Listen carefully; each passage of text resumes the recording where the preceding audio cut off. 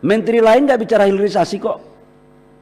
Satgas hilirisasi ini muncul di Kementerian ESDM kan baru kali ini. Dan inilah trigger pertumbuhan ekonomi. Dan inilah trigger penciptaan lapangan pekerjaan. Dan ini juga trigger untuk pemerataan pertumbuhan ekonomi. Tapi kalau diminta ada nggak selainnya untuk nanti kami akan kirimkan. Sekedar saya memberikan penjelasan 18 proyek hilirisasi yang ditangani oleh Satgas hilirisasi yang notabene ketuanya adalah Menteri SDM itu telah disampaikan kepada Menteri Investasi karena akan dibiayai oleh Danantara, dan kemarin ratasnya dengan Bapak Presiden, insya Allah Desember awal sudah selesai. Totalnya 618 triliun rupiah dari berbagai sektor termasuk pertanian, perkebunan dan kelautan. Namun 90% dari hilirisasi itu adalah mengcover untuk sektor mineral batubara, oil and gas, termasuk dalamnya adalah DME. Ini adalah sebuah instrumen penting untuk menciptakan kawasan pertumbuhan dan untuk sekaligus untuk menciptakan nilai tambah terhadap pengelolaan sumber daya alam kita. Karena ini kembali kepada pasal 33. Tapi Pak Gunnar, saya sangat setuju sekali bahwa ini penting untuk terkait dengan implementasi hilirisasi maupun regulasi. Saya pikir kita tata, kita harus tata karena ini untuk kebaikan kita ke depan. Yang kemudian mengangkut pencabutan IUP, saya itu bingung. Izin Bapak Ibu semua, kita cabut IUP, ada juga yang datang protes. Kayak IUP Raja Ampat. IUP Raja Ampat ini kan betul yang tadi dari Bapak Sartono ini, Bapak Sartono dari Demokrat, DFK, disinformasi, fitnah, kebencian. Waduh, saya bertemukan referensi ini Pak.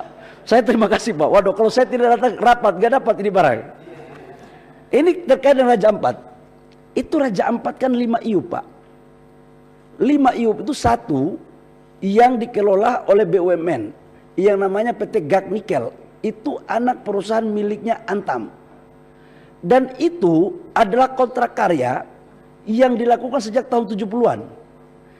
Ibu saya sama ayah saya belum ketemu Pak, barang ini sudah ada. Saya belum ada di muka bumi. Tapi dikaitkan seolah-olah itu saya yang urus. 4 izin, dan saya juga tahu siapa kontraktornya. Tapi kan nggak usah sampai gitu-gituan banget kita. 4 perusahaan yang saya cabut, hasil kunjungan kami ke lapangan, itu pun IUP-nya dikeluarkan tahun 2004 oleh Bupati lama karena undang-undang rezim lama dikeluarkan oleh kepala daerah dan sebagian oleh gubernur. Itu pun kita cabut. Dan saya pikir yang begini-begini kita semua dalam ruang ini punya nyali lah untuk melakukan itu. Selama Merah Putih dan Ibu Pertiwi untuk kebaikan Ibu Pertiwi, saya pikir saya nggak ada mundur-mundur itu Pak. Sudah biasa dari jalan-jalanan kok kita. Kita ini kan saya masuk sampai ke sini kan melewati darat, laut dan udara. Tidak hanya satu fase kita. Jadi, nah untuk pencabutan IUP, saya kasih contoh Pak. Ini saya jawab general aja. Bayangkan reklamasi benar dari abang saya dari Nasdem itu. Benar itu. Bayangkan orang mau nyusun RKAB nggak kasih jaminan reklamasi. Saya keliling pakai helikopter, di atas itu hasil penambangan setelah tambang dikasih tinggal semuanya. Saya tidak mempersalahkan masa lalu karena pemerintahan dulu, sekarang dan ke depan itu satu mata rantai. Ada kelebihan, kekurangan, itu biasa. Tugas kita adalah yang sudah bagus kita lanjutkan, yang belum bagus kita sempurnakan. Nah khusus untuk jaminan reklamasi, kemarin kan ada protes juga itu. 190 IUP diturunkan dari MODI karena tidak membayar jaminan reklamasi.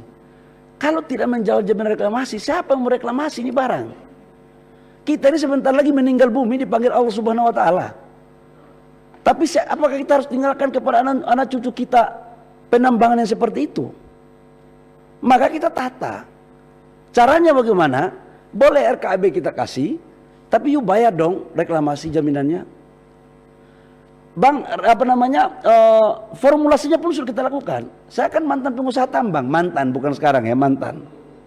Ya kalau dia mau ambil 100 hektar dengan cadangan yang banyak, jangan dia bayar reklamasi dengan seadanya saja. Syukur alhamdulillah kalau dia punya hati yang baik, begitu dia selesai nambang, dia melakukan reklamasi.